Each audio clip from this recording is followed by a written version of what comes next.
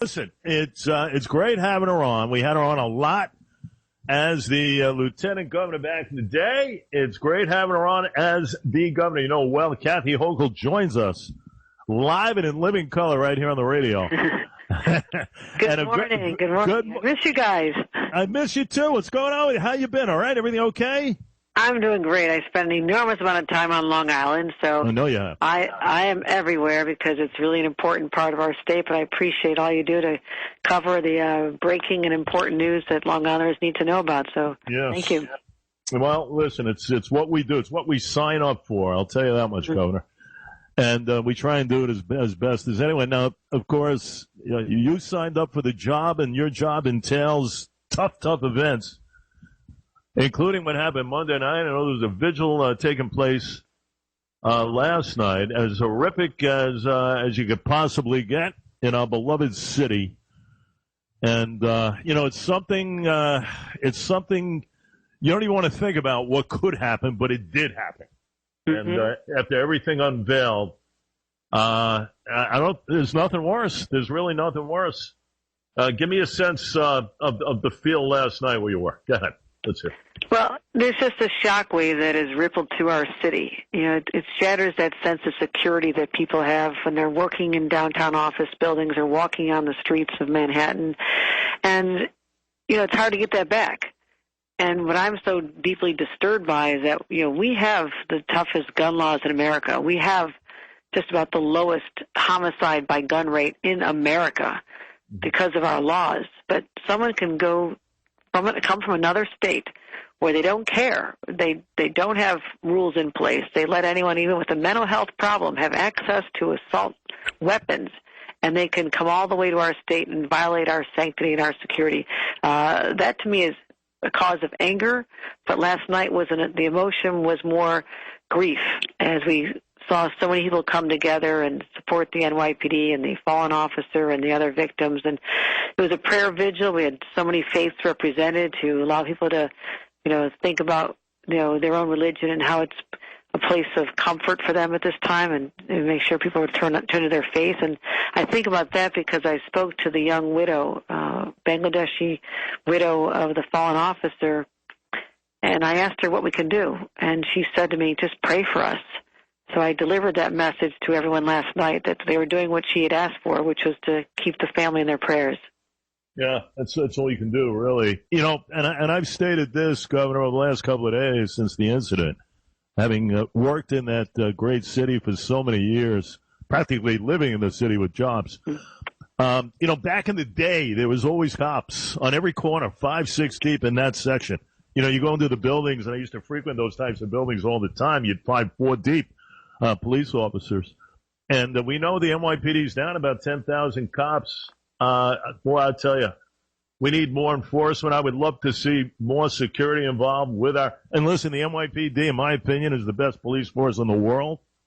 In my estimation, we got to get more of them. And I would like to see our streets even safer. Is that I know you deployed a lot of people as far as when we had the subway incidents and everything else. That's great. But boy, man, I'll tell you, I would love to see a little bit more as far as our men and women in blue. I'm hoping that could be possible one day, I completely agree with you. Our forces are down. Sometimes recruitment is hard. I mean, I'm finding the same thing with even corrections officers and state police, that people are not opting for these careers anymore. And part of it may be the fact that people have been very negative and derogatory toward police officers in the last few years. And so as a young person thinking about what career they want, do they really want to go into this? And we have to restore the nobility associated with careers in law enforcement. My husband was a federal prosecutor working with police for 30 years. And my son's a prosecutor. And so we are a strong law enforcement family and support them, but they need to feel supported by the community as well.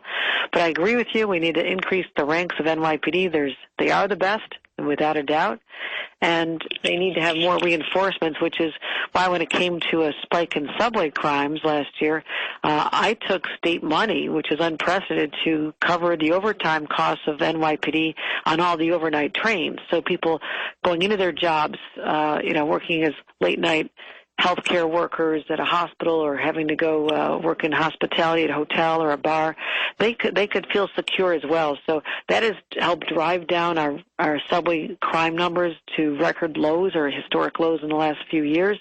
But more needs to be done, and people do need that to see the person in the physical. They see someone on the street corner, as you mentioned, and That does give you a greater sense of security. But you'll see more of them on our subways. I deployed 1,000 National Guard to our subways when we didn't have enough police officers, because I do believe with you that is that visible presence that is a deterrent to criminals, as well as gives a sense of comfort and security to all those who are following the rules. No question about it. You're listening to the governor of the state of New York, Kathy Hochul, on with us, ladies and gentlemen. Now, preceding you, Governor, we had on Sheriff Errol Toulon Jr., and we talked about some of the state aid money and everything else heading to our enforcement, our agencies. The sheriff very grateful, and I know you coupled with him I think it was last week, right? Was it last week? Yes, it was. Yeah. Right, I was out there with County Executive Ed Romaine, who I think is doing an exceptional job. We're great partners, and the sheriff is. I have to tell you, with their work on red flag laws as well, which means that when someone shows some sign of either mental illness or that they, telegraph on social media that they're going to do harm to themselves or others, the police step into action immediately. They don't wait for the crime to be committed. And Suffolk County leads our state in the number of red flag laws implemented, which we call extreme risk order of protection. And I commended him and all the police officers out in Suffolk County and the Sheriff's Department. I just want to go thank them. I was out there to say, you're doing a great job. These crime numbers are dropping tremendously. When I first became governor, the numbers were going up, and crime was still trending way upward. And I said no more. I've invested overall $2.6 billion in public safety, particularly for local law enforcement, and gun violence disruption programs and programs for alternatives for youth. So it's a comprehensive strategy, but we really rely on partners like the sheriff to execute on the ground. I will fund, I will give support, I will give technological support, I will be a resource, and sometimes we even have to send our state police into communities that are under siege. So I will be the best friend to local communities when it comes to keeping residents safe. And they need you. There's no doubt about it. Now, also, I tell you, you were here a couple of months ago, and I know a lot of people were thrilled with the fact of your support for the town of Islip and the great airport here. And it was a $150 million grant, Governor, right, for the North Terminal Connector. To the train. It'll help really transform the region, getting cars off the road and everything else, creating a lot of jobs, and, really solidifying the economic development as far as the future is concerned. I thought that was a really good move. Thank you. And working with the supervisor out there, she's extraordinary, and I want to thank all the local partners for helping us get to that place. But sometimes, and I spent 14 years in local government, you dream big and you want to do something spectacular for your community, but you don't always have an ally in Albany who will bring the dollars to make it happen. For the last 4 years as governor, I have been that ally because I understand the pressures that communities are under. I know what they want to do in terms of economic development, and Islip has enormous potential. I want to see more housing so people who live on Long Island can work there. I've been saying this for years. And they can live there. They can raise their families there.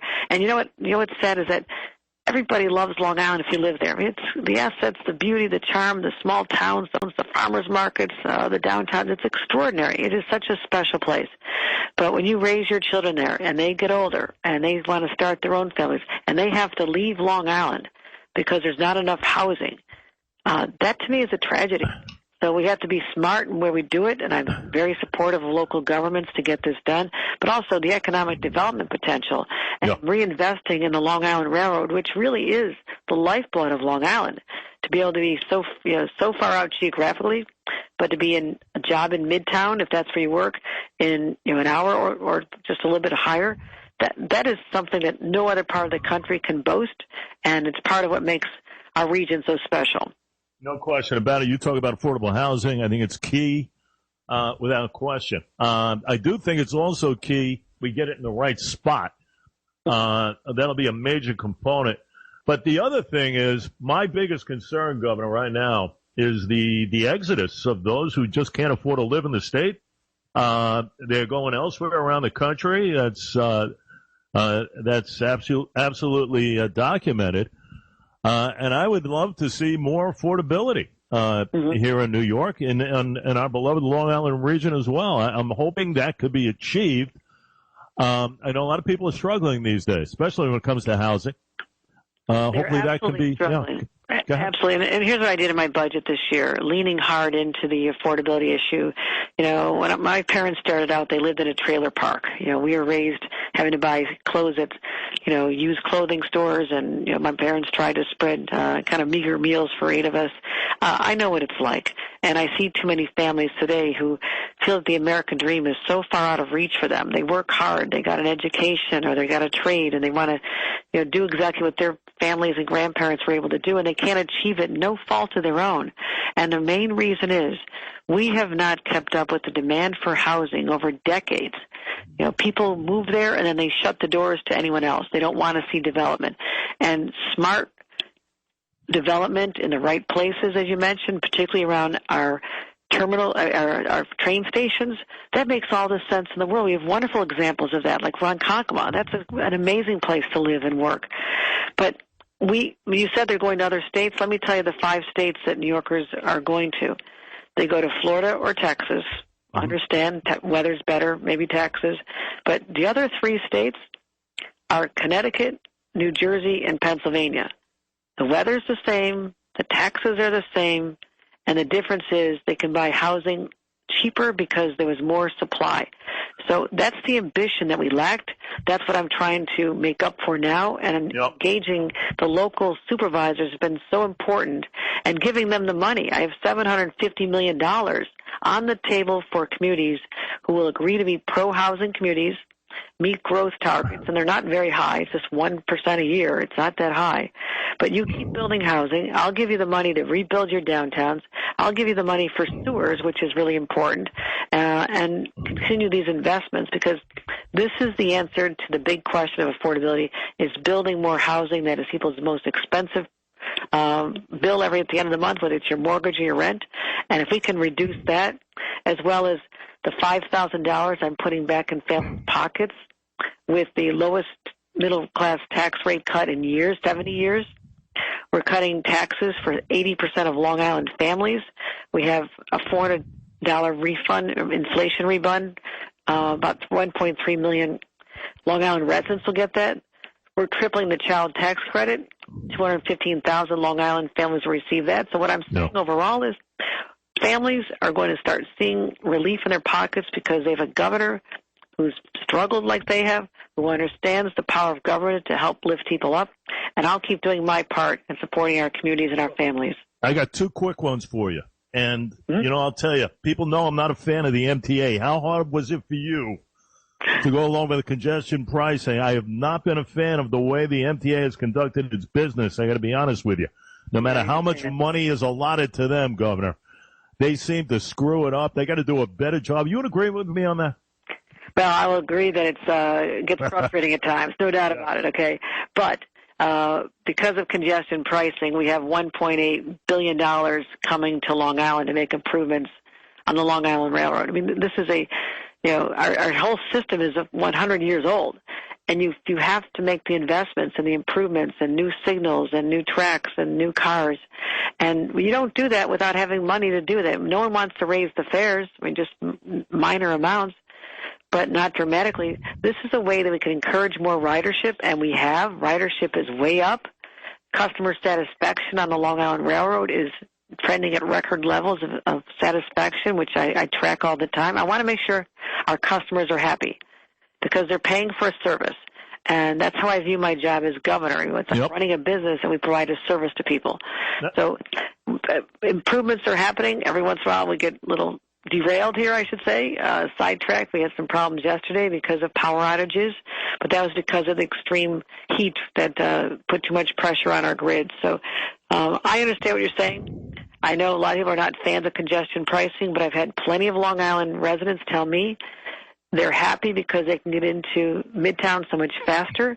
that's time back with their families, or time to take a walk in the morning with the dog, or to exercise, and they're getting quality time back, and that's what it's all about, saving Governor time as well.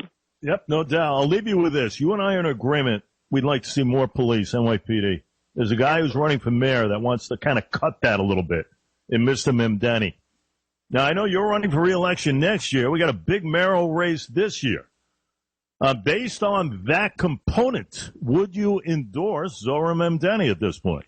I've not made any decisions, but that kind of defund the police attitude is nothing I can ever support.